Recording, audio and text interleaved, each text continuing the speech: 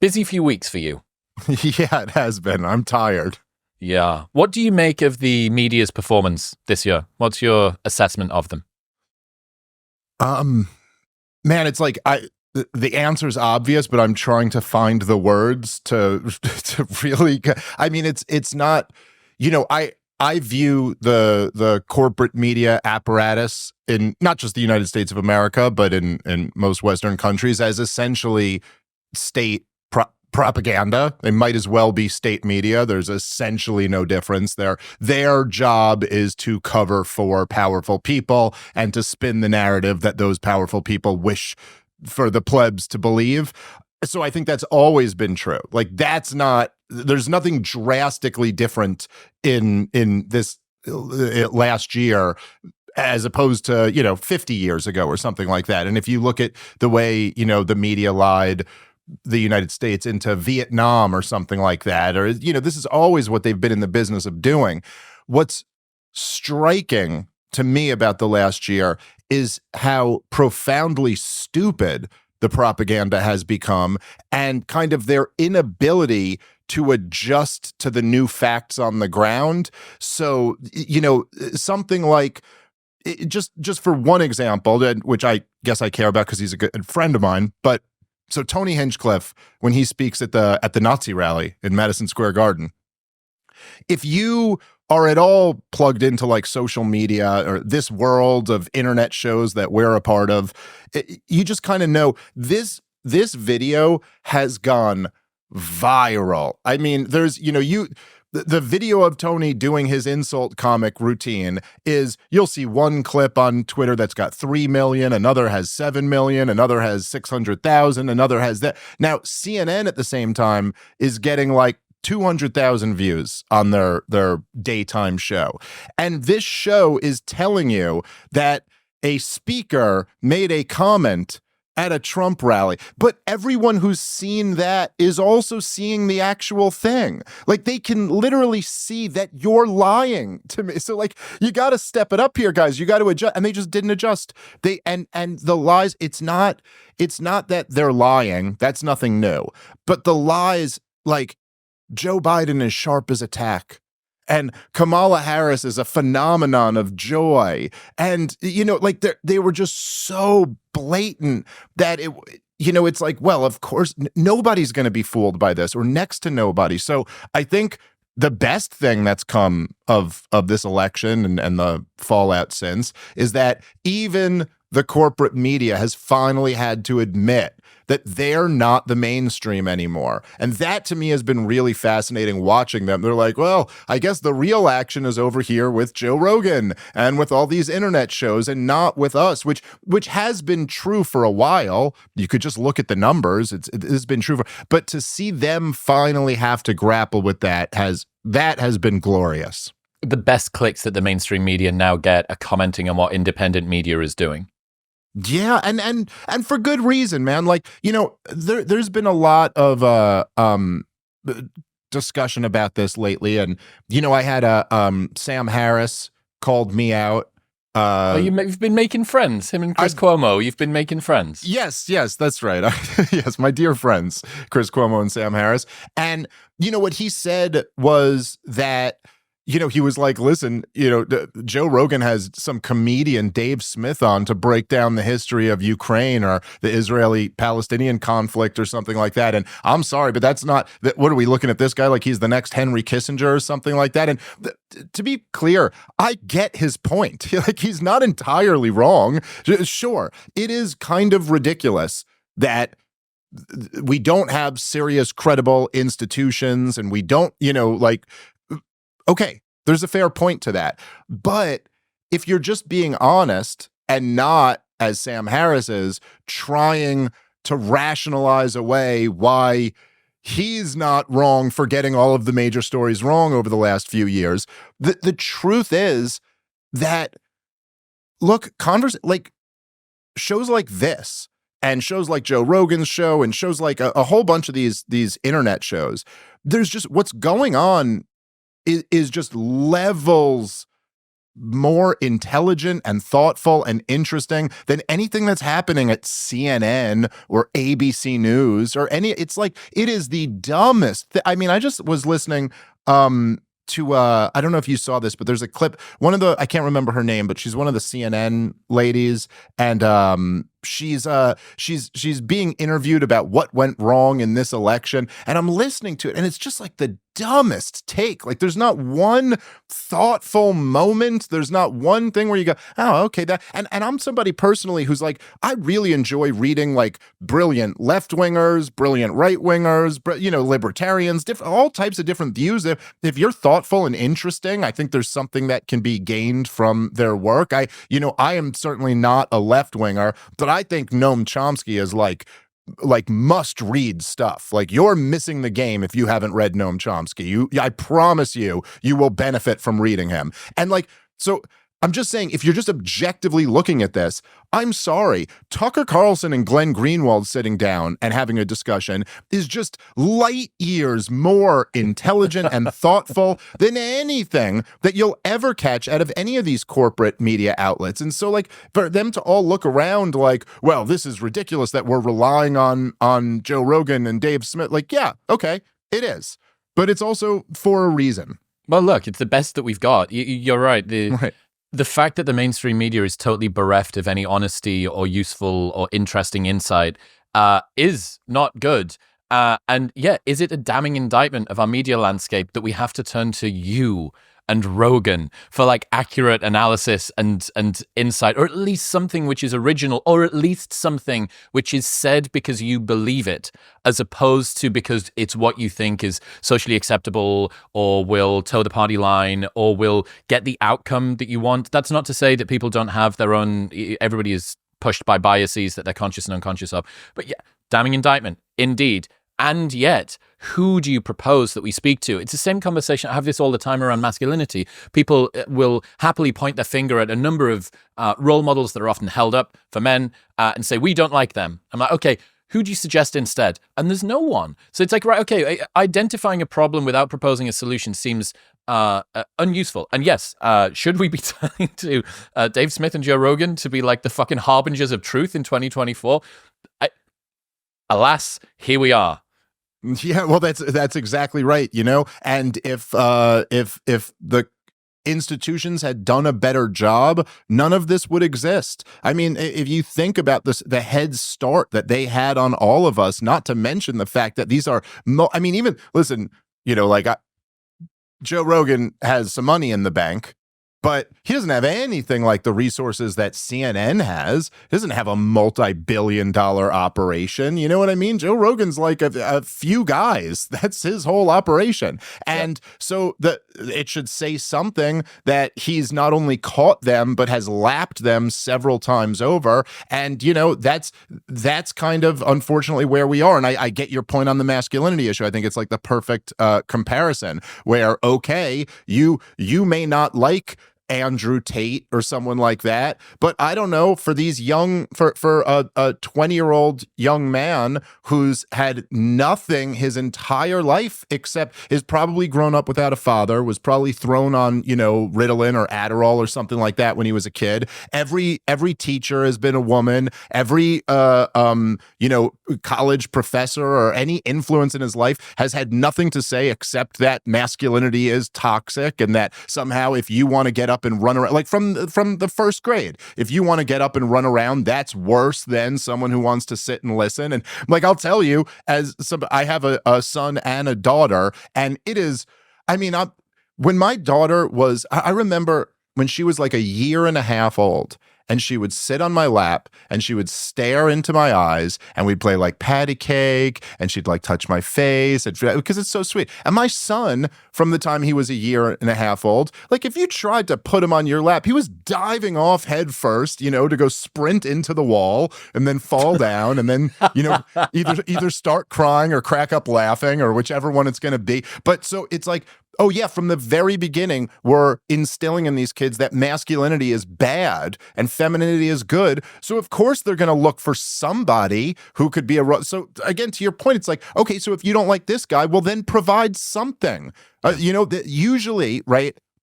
and this is true throughout history, is that usually when, I wouldn't say usually, always when when far right or far left radical groups actually take over or get a strong foothold, it's because the establishment has failed on every level.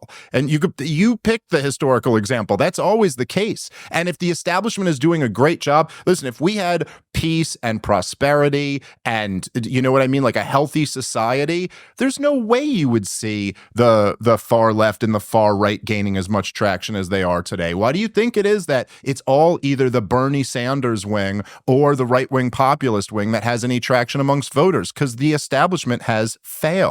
Is it people unhappy with the current situation, so throwing out the current order and trying to move as far away from what they see as moderate or reasonable or right now as is possible? Is that the sort of thesis here? I mean, I think so. I think that's a large part of it for sure. And I think that, you know, certainly with like young kids on the left, they're embracing socialism because they view that as the opposite of what we have right now. And as far as like the kind of right-wing populist movement, I don't even think, you know, it's been fairly incoherent in terms of theory. It's not really clear. And I think we're going to see a lot more of that emerge now. It's already kind of started to with like Vivek Ramaswamy and his kind of push against big government right-wing populism and more for like, well, no, that's actually not the best theory, guys. Let's not go in that direction. But I think the truth is that Donald Trump's drain the swamp message is really what resonated with voters, that it's really like, we know this whole thing is corrupt and we oppose that. And that's enough to unify a lot of people. That was enough to get me to vote for Donald Trump. And I don't like a lot of things about Donald Trump, but I'm pretty unified in looking at Kamala Harris and going, I'm against that. Yeah. 69% of Americans have absolutely no or very little trust in the corporate media. 31% of Americans are retarded, as you cited not long ago. What do you think happens moving forward with sort of trust in media? Are the media going to learn anything from this? Do you think that they're going to pivot or change? Well, I mean, I don't think so. And I don't see how they can. And I'm not like the best at predicting the future. I've gotten things wrong in that regard. But even just looking at like the postmortems over the last few weeks, none of them, even the ones like there's kind of a split within the corporate media between the real loons who are like, no, it was sexism and racism. And that's all that we're going to say about this, you know? And then there's like the ones who are, I guess, only have 1 foot off the cliff, who are like, well, maybe, you know, there are certain things we could have done better. Maybe the transing the kids thing was a little bit too far or something like that. But even with those guys, that just none of them, and in some ways, it's just because they're so strongly incentivized not to admit this even to themselves, but none of them can really have an honest postmortem. None of them can really go like, oh, I guess what happened is that we just consistently lie through our teeth and we've gotten every single issue wrong, every single one of them on the side of power. Like there's not one of all of the issues, you know, if you were to just say in the 21st century, what has the corporate media gotten completely wrong? And you could list off like these humongous that, you know, like from the war in Iraq to the financial recession, you know, COVID and, you know, Russiagate and all this stuff. Isn't it convenient that they always get it wrong on the side of the CIA? It's so bizarre, you know, and none of them can admit that. And none of them can admit that, oh, we were lying when we said this is a great economy. Actually, we've totally gutted this economy and rigged it against any honest working class person. And I mean, like, you know, it's like that was one of the major ones that was just unbelievable to watch them pretend this is a really great economy. And when it's terrible for working people. It's one of the worst economies, the worst, I think, in my lifetime. And so, again, it's just, you look at them, okay, they have no ability to actually grapple with what got them here and why they've lost all their credibility. And then on top of that, And this was a thing that I think a lot of people got wrong, because I even saw a lot of people who I kind of agree with and respect saying that Kamala Harris made a huge mistake by not going on Joe Rogan's podcast when she was invited on. But I think you've got it all wrong if you're looking at it like that. That was a wise move on Kamala Harris's part. There's no way that would have gone good for her. There's no way it wouldn't have been a disaster for her, because Kamala Harris is not built to be able to speak openly and unguarded for 3 hours. Her whole thing is she's got to say talking points, because otherwise you might find out that she has nothing. She's not interested in any policy. She doesn't have a deep thought on a single issue. And so there's a new game in town now. And it's an amazing precedent that's been set over this last election, where now you have to, if you want to be president of the United States, you have to go and sit for an unedited 3-hour-long in-depth conversation. And Trump had to do a bunch of them. And it's just simply the case that what the corporate media does, what the progressive establishment Democrats do, isn't built for that. Like it just can't be done. There is nobody. Let's say if you're on the side of transing the kids or whatever, you don't do well in a long form conversation. You rely on shutting down your opponent by calling them a bigot, and then having censorship and having the power and having the control. You can't, because there's just no defending it. It's not like there's not one single person out there who's a good defender of it. It doesn't exist. Yeah, you may not have noticed this. The other day was Transgender Day of Remembrance, not to be confused with Trans Day of Visibility, which is in March, or Trans Day of Action, which is in June. Last week was the last day of Transgender Awareness Week. Transparent Day was earlier this month as well. California legislature has declared August to be Trans History Month. Pronouns Day is in October. Also in October is Gender Fluid Visibility Week. Non-Binary People's Day and Non-Binary Awareness Week, both in July. October, designated as LGBTQ History Month, which was initially Lesbian and Gay History Month. And of course, LGBTQ Pride Month, formerly Gay and Lesbian Pride Month, is in June. So I assume that you've been celebrating appropriately. Yes, I don't eat until sundown on all of those days. Whatever it is you're supposed to do. I can't believe you have all those memorized, Chris. Jeez. Look, they're on my calendar. I'm being a good contributing member of society. But yeah, this idea of sort of the media landscape and it's changing. It really did feel like there was a couple of breakthrough moments when independent media went mainstream. So the CNN horse dewormer thing with Joe, the 1-2 punch of the N-word video as well shortly after that, and then a lot of the stuff around COVID, lab leak hypothesis, vaccine skepticism, stuff like that. And then it kind of, it came back down a little bit, I think, that sort of independent crossing over into the mainstream. We saw Mr. Huberman have his little eruption earlier this year. And then the election has just thrust it so much, I think, into the public zeitgeist, because so many people are invested in the outcome of the election. So many clicks and so many eyeballs are bothered by it, and it just garners all of that attention. So yeah, it really wouldn't surprise me if within the next 4 years, we get to the stage where there's more than 50% of the population, maybe not more than 50, because I often overestimate how not normal the normies are, and I fail flat on my face. A significant portion of people say, we don't want MSNBC or CNN to host the presidential debate. We want it to happen on a piece of independent media. We want fucking Rogan and Glenn to do it, or Douglas Murray and fucking Cenk Uygur. I don't know. Like, you know what I mean? Like, we want that. And I feel like we're on a trajectory where that doesn't seem as ridiculous as it might have done only 5 years ago. Yeah, well, in a way, what seems ridiculous now would be to have it on one of the networks. I mean, it just doesn't make any sense. And I know so many, like, I was going to say blue check journalists, but that's not a thing anymore. But if you remember back in the day on old Twitter, that used to be a thing when it was the journalist with the blue check. And that's how you knew they were like an official journalist.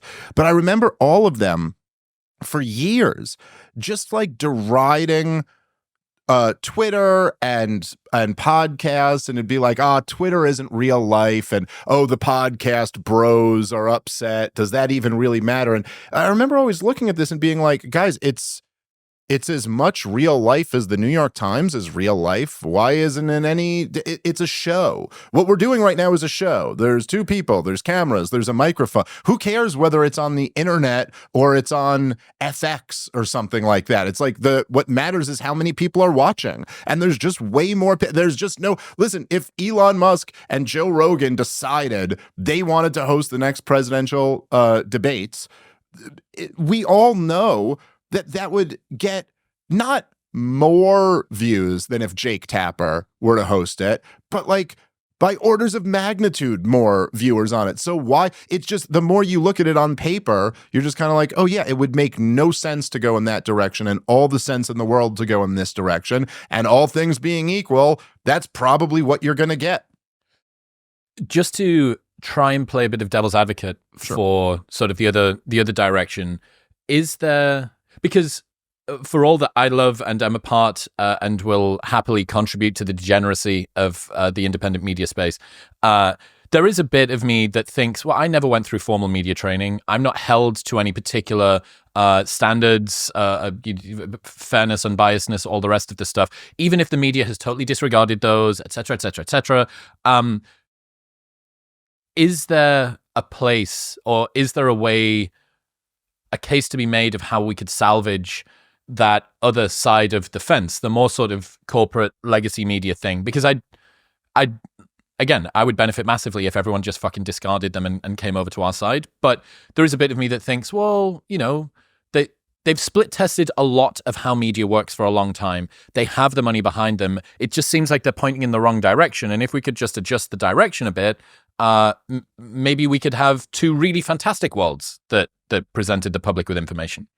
I'm not against that in theory, but I do think that institutions in general, there's a line you can cross of being so corrupt and so evil that you essentially lose the right to exist. You lose your legitimacy. And so I think, if in 1990 someone was arguing that, we just need to point the Soviet Union in the right direction. And then, you know what I mean? Because it's important. It's important to have these big institutions or something like that. I think you would go like, well, no, they've lost their right to exist. And I think the corporate media is well beyond that point. And by the way, I don't like, from my perspective, I'm not flippantly making that comparison. I think it's a well-earned comparison. I mean, the corporate media has lied the American people into war after war after war over the last 25 years. That is,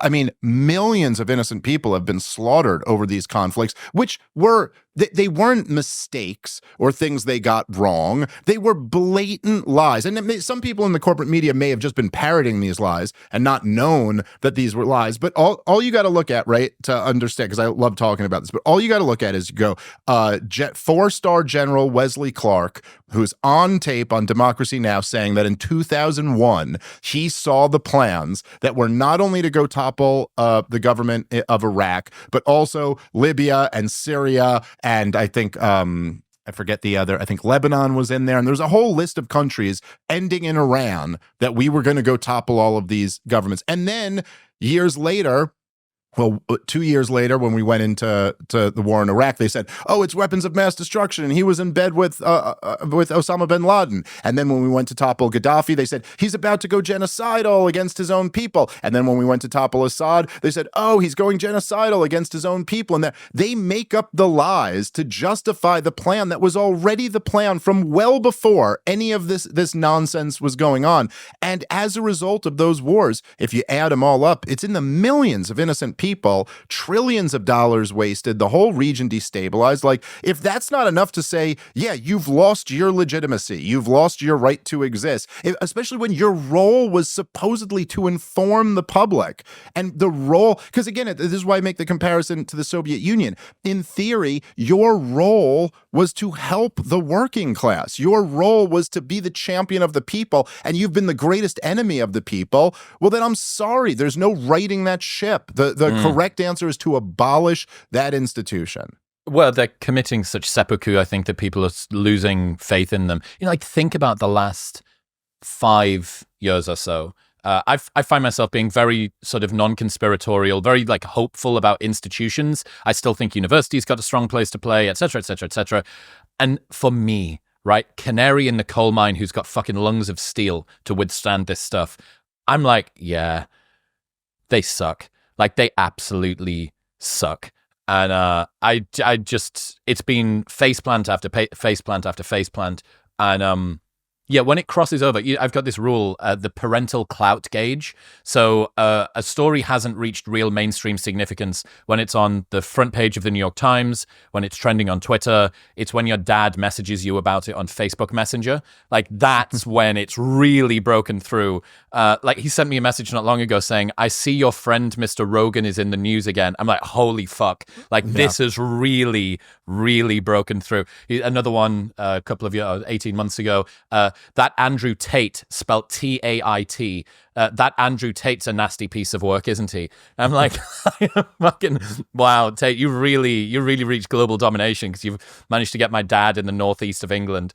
But yeah, and I would get the sense that even he is like, yeah, this doesn't really feel right that much anymore.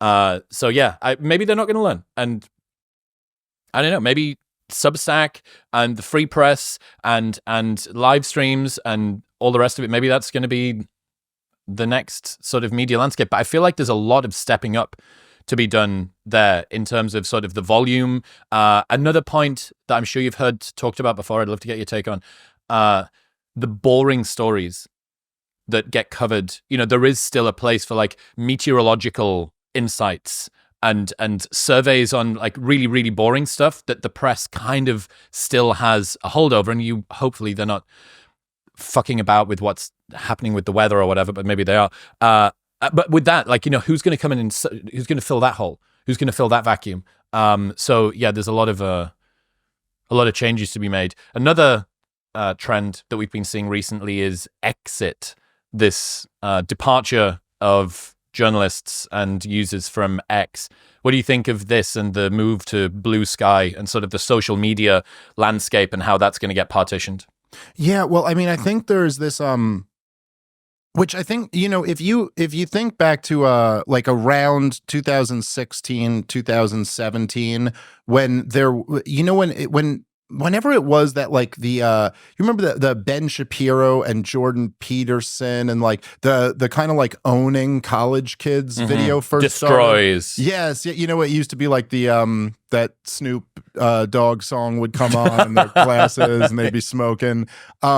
But back and one of the things that I actually think for the time, I think it was really necessary and kind of a great thing. I think you got to move out of that realm of just owning 20-year-olds at a certain point. But like, but there was something about it where you would just see, it was like a window for the rest of us who weren't at universities to be like, wow, there has been this tremendous atrophy where no one's pushing back on any of these ideas, and so they haven't strengthened them. And then the first time they're confronted with someone pushing back on it, like they literally have nothing.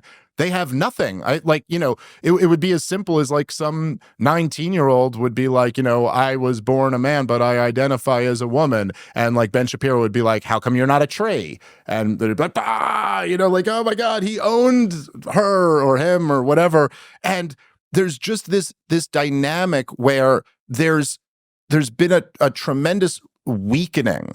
And that, it's just like, it's like anything else. It's like if you haven't been to the gym in years and you're weak and your muscles have all gone through atrophy, well, the only answer is you got to start lifting heavy things again. You got to pick up heavy stuff and put it back down. And that's the way you'll recover and get stronger. And so that's kind of like where we have to go going forward, no matter who, no matter what side we're talking about. I'm sorry, remind me of your question. I kind of spaced on that. Where I had exit, going to Bluesky. Yes. I'm sorry. So anyway, so just with all these people leaving, it seems like that to me again. It's like, yeah, after Elon Musk came in and bought Twitter and kind of was like, no, this isn't going to be a controlled environment. You've seen that a lot of these people, they rely on that they rely on the fact that their opposition is going to be censored or kicked off, and they can't actually compete in the marketplace of ideas. And so if those people want to remove themselves from the conversation, fine,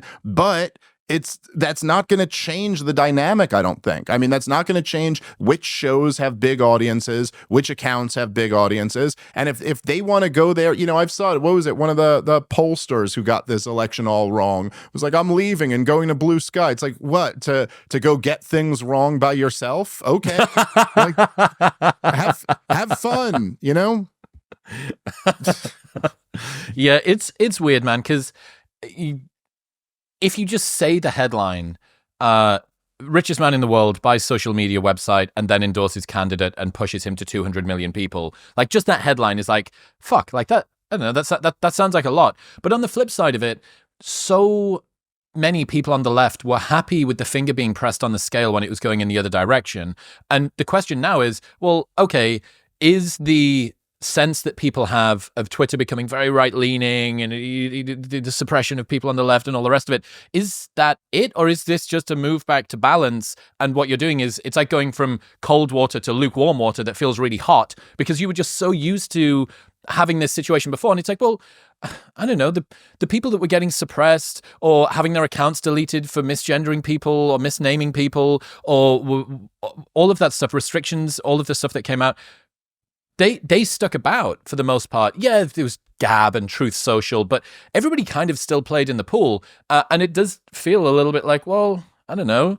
If as soon as a loss occurs, everyone's like, Cartman, like, screw you guys, I'm going home to Bluesky or wherever else. I don't know. But the fracturing and the fragmenting and this sort of siloing of different groups in different social medias, I wonder what that does, because it's going to make your own echo chamber and your own bias even worse. The algorithm already does that. Your followers already do that.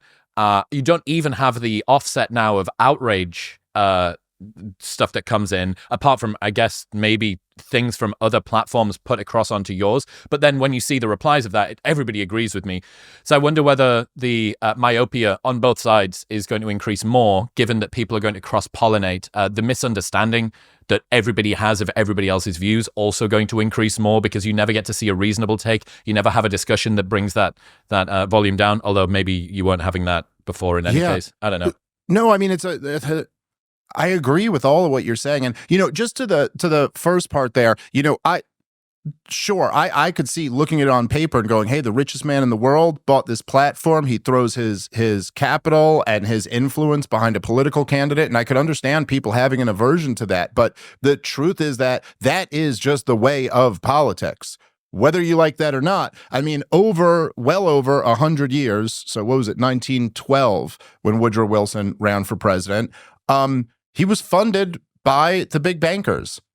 And then he got in there and signed the Federal Reserve Act into law. It's like the most blatant example of like, they're going to give you money to win this race, and then you're going to get in there and give them control over the nation's credit supply, which still is the craziest freaking thing in the world that is just kind of accepted now as that's just how modern nation states operate, I guess. But that private banking interests get to print out of thin air money. They get to create money and then lend it to the big banks at next to no interest, so that they can take that money and lend it out at interest to the American people or the British people or whatever government. We all have central banks. It's like the most blatant scam in the world. And this goes on all the time. And so if Elon Musk was doing that so that Donald Trump could pass policy X that would give Elon Musk billions more dollars, I would certainly be opposed to that.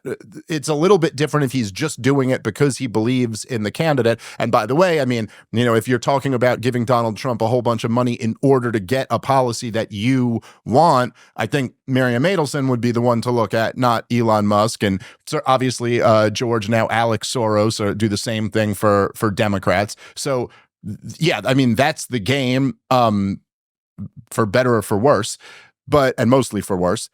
But to your point, I really do. Like in deep in my soul, I totally feel the same way as you. And I feel like everybody should be on these platforms together because we got to share a country. So we might as well all be having this argument together. The thing of it is that it's not like we were having that. That wasn't the dynamic. But if anybody from, say, I mean, look, I debated Chris Cuomo. I'd debate anybody else from the corporate media if they want to do. If they want to come engage in this conversation in a good faith manner, okay, let's do it. And it's not just me. I know I speak for you when I say that, and lots of other people, that we'd be like more than happy to have. So if they want to do it, that's fine. But they're also, in any type of relationship, like there has to be standards. And just unifying for the sake of unifying is never a positive in human intersocial, relationships. And like it's if your wife was like, if you hit me, I'm leaving you, and you hit her,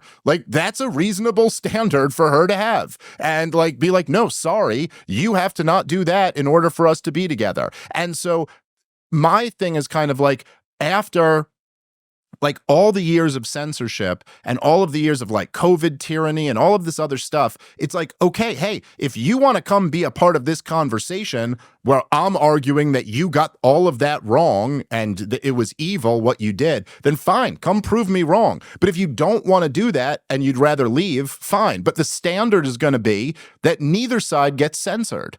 At least that's how I'd like to see it. I've never been, and I don't know anyone who was like a critic of the COVID insanity, who was saying that the people pushing lockdowns should be censored, or that the people who were pushing the vaccine should be censored. All of them were saying, let's have this debate. So I do see an asymmetry here where there's one side that's quite happy to have the debate and the other side that relies on censorship. So if that side now has lost the ability to censor and their response to that is like, well, I'm leaving. It's like the husband being like, well, if I can't hit you, then I'm leaving. Well, okay then. Well, then, okay, the door's right there. I don't know what to say. Yeah, this MSNBC story with Lake and Riley. Have you been tracking this? I saw that Rogan tweeted out the headline of it, but I have not read the article. Basically, the fact that this person was an illegal immigrant, he was an immigrant in the headline of the story, all of the pressure and all of the attention is placed on how he never stood a chance and how unfair it was that he was prosecuted and persecuted in the manner that he was. A person who killed somebody else, not only somebody else but an American citizen, not only killed somebody else who was an American citizen, but did it as an illegal immigrant. And all of this stuff has just been buried. New York Times, with that Fruit Loops fact check thing about RFK. It's like the difference between the American version and the Canadian version. It's not that different, except for the red 40 and the yellow 3 and the BHT lining inside of the bag.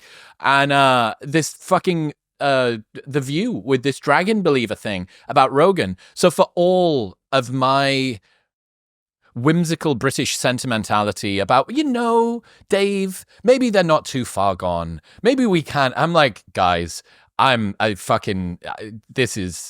can't bear this burden anymore. I cannot shoulder this weight. Just continual, nothing fucking learned at all. And, you know what it feels like? It feels boomery. It feels like someone who just does not have their finger on the pulse of what is going on. And that's where I'm like, are you this fucking dull? Are you this uninformed about everything? Because your only job is to be informed. Yeah. And apparently, so which makes me think that it has to be complicity. It has to be some degree of cowardice or coordination or compliance as opposed to ignorance. And I'm like, you can't be this stupid.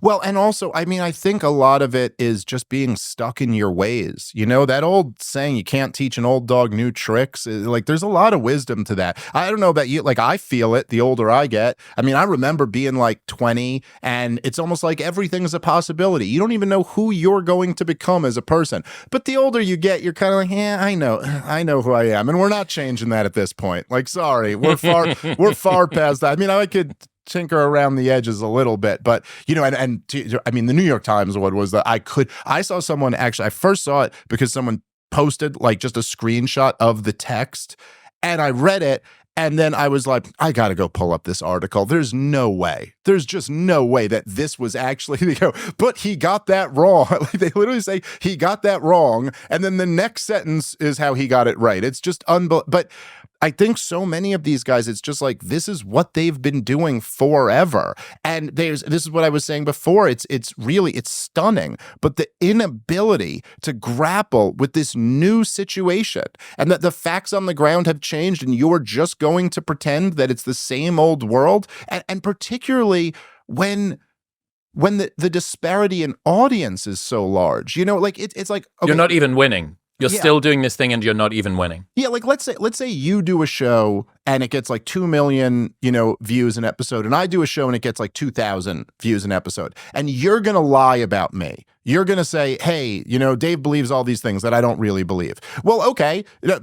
Morality of that aside, that's a fairly effective strategy because a lot of people are just going to hear from you and they're not going to hear when I respond to you. But if I've got 2 million and you've got 2,000 and your strategy is to lie about me, well, that's a really stupid strategy because so many more people are going to hear the truth, and the few who hear you are going to know that you're lying. And so it's just like that. It's right in front of you where you're like, what do you think? Are you still acting? And I remember in my lifetime when that was the case, when they had a monopoly on information and they could just lie about people. If they wanted to remove them, they could just tell you this guy's a racist. Don't listen to him anymore. Well, I mean, look, the Rogan N-word video was my favorite example of that, because what the media tries to do, and this is one of my least favorite sort of parts of the internet, is to take an indiscretion, which may be an error or maybe actually something that they commissioned to do, that they meant to say, and say, first off, this is what they meant to say, so there's no such thing as misspeaking. Right. Secondly, after that, they say, this is not one small isolated perspective or an error. This is indicative of an entire ideology. This is the tip of the iceberg, and below it is just bigotry and sewage and transphobia and racism and white supremacy and whatever slime they want to throw at you. The difference with the Rogan position was the media was saying this is the tip of the iceberg, and millions, hundreds of millions of people were saying, I've seen the whole iceberg. Right. I've watched 500, 1,000, multiple thousands of hours of this guy, and I don't think that you're right. And that the ability to take a single indiscretion, error, vector from somebody who is speaking a lot, like inevitably there's going to be errors that come out, and saying not only did they mean to say it, but this is it proves that they're the transphobe, bigot, xenophobe, racist, whatever, that we always knew that they were. And it's like, it's such a tired fucking playbook, and it really bores me. And on top of that, it makes me concerned. It makes me tread more carefully, because I think, oh God, like what if this minor misspeak, what if the way that I put this particular sentence together is constructed incorrectly and then construed in a manner that somebody else can use? I'm like, it's not fucking cool. No, 100%, man. And just like, so to your point about having seen the entire iceberg, I think that's so spot on. And particularly with something like the Joe Rogan Experience, where the guy has, I feel like, because I've done Joe's podcast so many times at this point, I feel like I think his listeners have that relationship with me, because it's just, when you go there, you talk for 3 hours, and people really, it's not like doing a nightly news show where you come on and there's this energy of like, I'm performing the news now. Hello everybody, and welcome to the nightly news at ABC and our top story. Blah, blah, blah. It's not like that. It's not scripted. It's a conversation. People are going to hear the things that I want to rant about, that I want to talk about. You're also going to see me in a situation where Joe just throws something at me that I wasn't expecting, and you'll see how my mind works and how I think about things, how I take in new information and all. And you sat there for 3 hours and really got to know it. And I've done the show like a bunch of times, but Joe's done every single one of them. Like the fans who are fans of Joe Rogan, they listen to him for 9 hours a week in their head. Like they know him. I get people all the time because we're good friends, and they'll be like, oh, what's Joe Rogan like? And you're like, you know what Joe Rogan's like. That's what Joe Rogan's like, by the way, for anyone. I've done how much time you've spent with him, but that's what he's like. He's like exactly what you know. He's exactly the same. There's no act being put on. And so when people, millions and millions and millions of people who have consumed like hundreds and hundreds of hours of his content, you're going to say like, oh, we got to cancel this guy. Like, you might as well be telling me I got to cancel my wife or something like that. Like, what? No, I knew all the stuff you're talking about. I already knew, and I knew everything else about it too. So it's just not going to happen. Like, this just is not, it's not possible for you to like get in between that very authentic relationship that he has with his audience. I think what else that does, and it can be whichever media form you like, even Substack to some degree, the sort of frictionlessness that people are able to publish regular blogs on, whether it's personal reflections or stuff from science, the daily vlogs. I love the fact that a lot of vlog editing now seems to be moving down from the whole limbic hijack thing. Sam Sulek and his like 45-minute chest and back workout video, which is essentially unedited, right? There's no fluff, there's no nothing, there's no curation. I think what all of this does is it throws into very harsh light the much more curated, much more perverted, molested world of the person who Joe Rogan's a dragon believer, and you're like, fucking what? Dude, like, you're so either malignant or out of touch. Those are the only two options. And both of those mean that I shouldn't listen to you.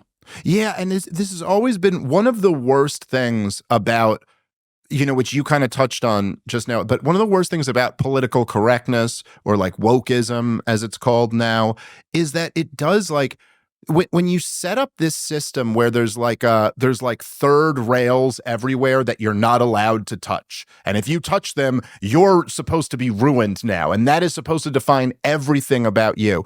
That is, that might work for really dumb people, but for anybody who's at all intellectually curious, it's like you need people who get things wrong sometimes. And some of the most interesting thinkers who I've always loved reading, they get certain things very wrong, but that same person might get something else right in a way that you're like, wow, I never thought about it like that before. There's a lot of figures like this who are kind of like, very provocative thinkers who might say four things, and one of them you kind of agree with. The second one you think is dead wrong. The third one you think is wildly offensive. And the fourth one you think is brilliant, and you've never thought of things in that way before, And like, who wants to get rid of that person?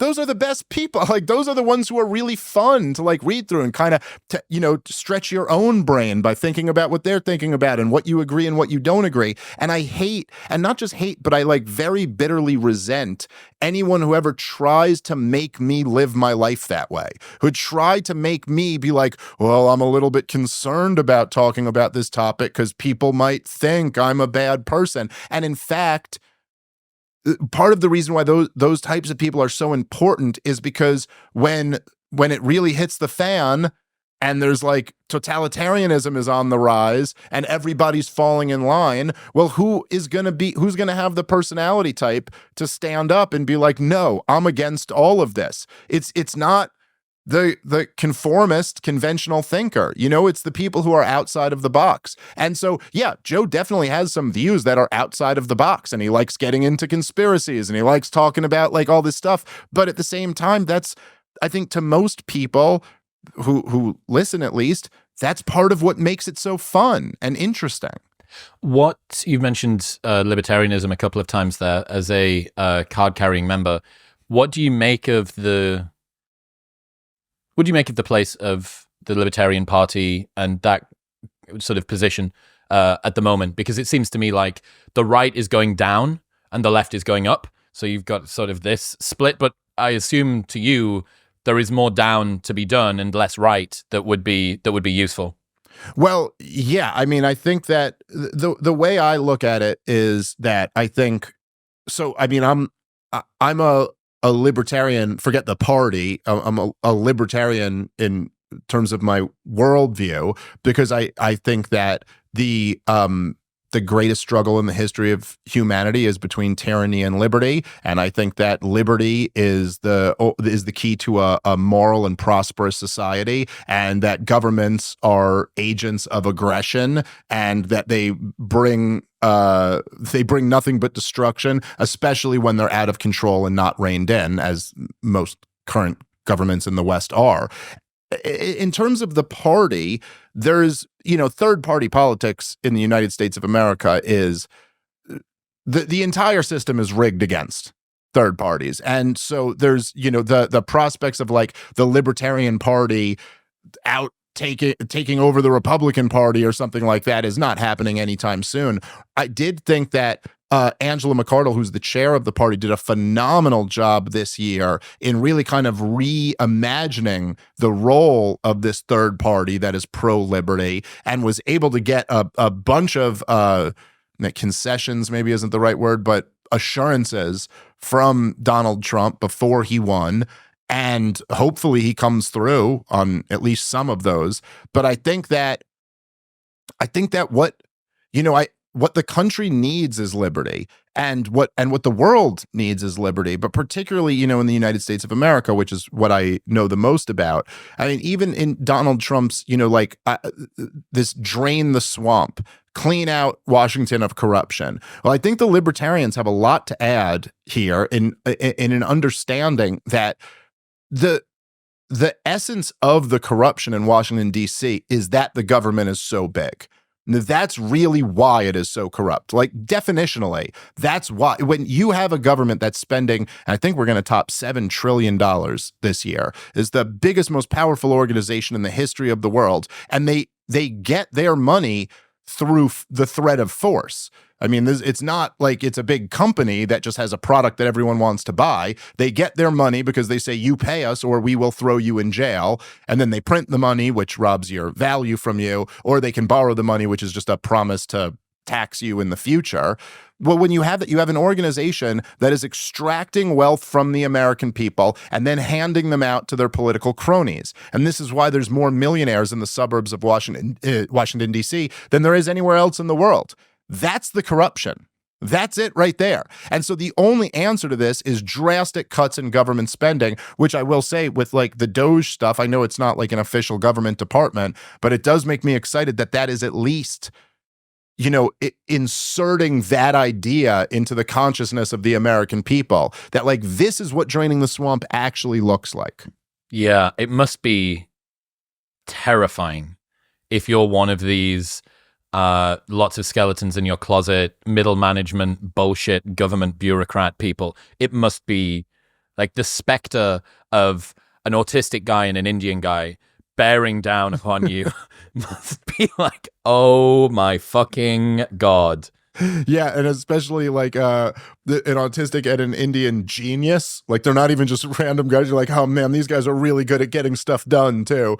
Yeah. I think there's a lot of that. And I think, I think this really explains why there was such an insanely hostile attitude toward Donald Trump since 2016. And, I know Joe's played on his podcast a bunch of times, but a bunch of people love to look at like Donald Trump on The View right before he had won the primaries. And like, he wasn't that guy. He wasn't a guy who everyone had an allergy to and thought was the next Hitler. It wasn't until he started saying drain the swamp and it actually looked like he was going to win and maybe even mean it and try to do it, that all of a sudden you had this hysteria come from DC.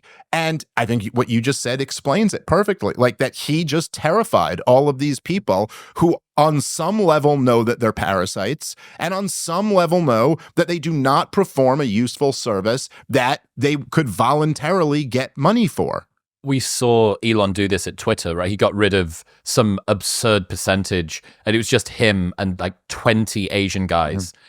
Sleeping under the desk. I remember that selfie when he first started taking over. Yeah, it'll be really interesting. I've been thinking a lot. I had this conversation with Shapiro a few months ago about what a lot of the right has done for the last 5 years or so has been the sort of rebellious voice of righteousness. You know, you're able to push back against overreach and political correctness and victimhood ideology and identity politics, so on and so forth. And now that everything that you could want has happened, you have the much more difficult task, which is to actually fucking deliver change. You have to actually make something happen. And you can't just complain from the sidelines about why is this not happening and so on and so forth. And that was a huge part of the failure that Kamala had coming in. It's like, are you a change candidate or do you have legitimacy because you've already been in office? Well, if you go after the record's fucking dog shit. And if you're a change candidate, you need to throw your old boss under the bus. So it was very difficult. It was a very difficult position for her to play. And you heard this, like, what would you have done, or what would you wish that Biden had done differently, or what would you have done differently? And she gives this like sort of guffawing 45-minute roundabout of nothing. But yeah, I really am interested if, as it may be true, the sort of wokeness will be retracted, not just from the mocking it gets from the other side, but even from the left. I like, look, the fucking first thing of doing government is to get in power. We didn't manage to do that. We need to change tack a little bit. And if that means that there are fewer places for, you know, commentariat on the right to push back against, for sort of the sort of news stories that create those myth of martyrdom flags that get planted in the ground, I wonder what difference in the dynamic we're going to see over the next sort of 4 years, because that rebellious nature, speaking truth to power thing, you don't really get to do that. You are power. You're fucking in power. Make something happen. Yeah, no question. I mean, it's very easy to criticize something and it's much harder to build something. And particularly if you're talking about draining the swamp, if you're talking about cutting down on the corruption in Washington, D.C., you're talking about taking on the most powerful, entrenched interests in the history of the world, who are very prepared to fight for what they have. They're not going to give it up voluntarily, and they're not going to give it up easily. And, you can already see a lot of this happening where, say like Donald Trump might say on the campaign trail, oh, we're going to deport all the illegal immigrants. And even he just reaffirmed the other day, we'll use the military to deport all of them. You're like, okay, that's very easy to say.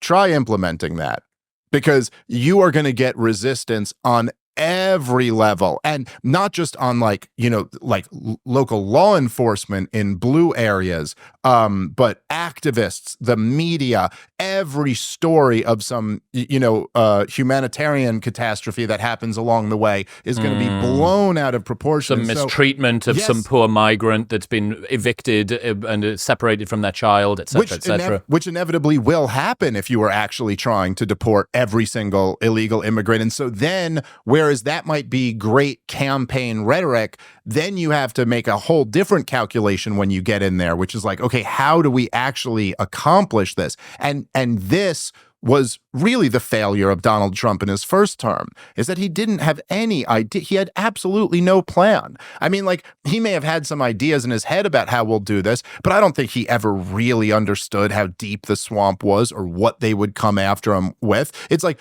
they did it to him right away. Donald Trump ran in 2016 on let's have détente with Russia. This was a major theme in his 2016 campaign. He was like, Vladimir Putin's in Syria because he wants to hunt down ISIS. He goes, okay, we also want to get ISIS. I don't care about overthrowing Bashar al-Assad. Let's get along with Russia. Let's make a deal. Let's kill the terrorists together, and then let's get out of the Middle East. We don't need to be there at all. He's like, okay, all right, that sounds good. That's a good campaign idea, and that would be a great policy if you could implement it. But then you're framed as being a Russian spy. Well, what are you going to do now? And this is how what are you going to do now? You're going to go make a deal with Russia? Because that would have just been proof to the American people that you are, in fact, a Russian spy. Wait a minute, the whole media is saying you're a Russian spy, and now you want to make a deal with Vladimir Putin? So he couldn't do that. So he had to back off of that. And like, there's a lot of things like that are, it's much easier to be in my business than it is to be in Donald Trump's business. And in his business, he actually has to figure out how you can manipulate this machine in a way that you can get things done. And that's no easy task. I'm certainly not going to sit here and pretend that I have all the answers of how to do that. I don't think the answer is giving Marco Rubio the State Department, but that's just me. We'll see. Yeah, it's It's funny to think about. I found it really fascinating that even Trump was kind of a bit surprised when he got into office the first time and didn't have anything prepared. Who are the staff that you're supposed to go through? What's the process that you're supposed to do with this? Even if fucking Hillary had got in, at least she's got evidence. Like, the husband can be like, hey, this is kind of the way that it works. And then this was the whole, I guess, justified argument behind Project 2025, which is, hey, last time he got in and he had a blank piece of paper. We're just trying to kind of play a game plan, even though I still don't know how much a part of that he was or wasn't.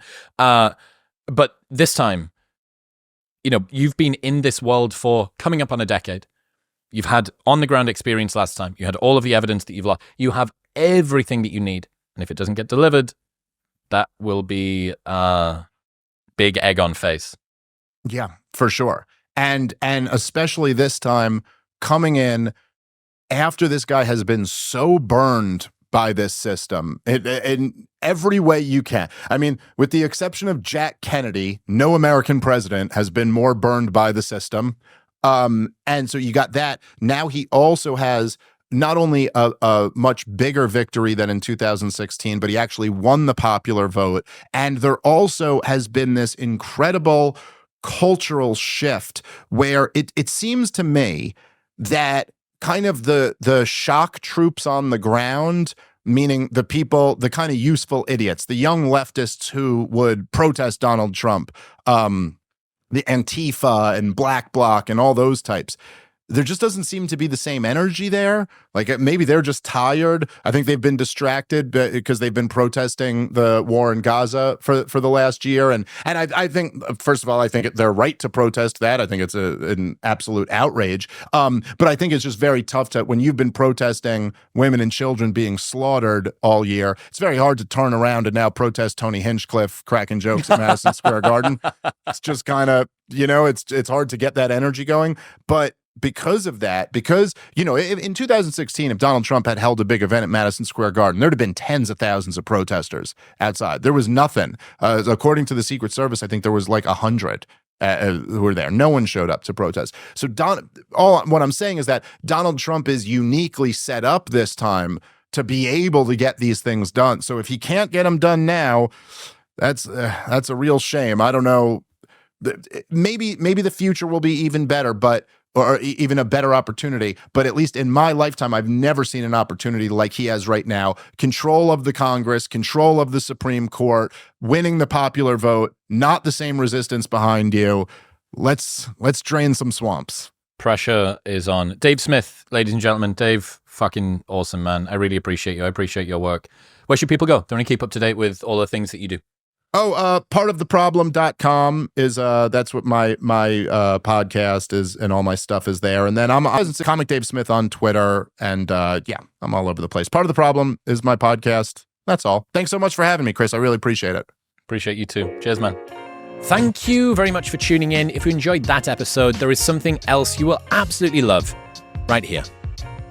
Go on, give it a tap.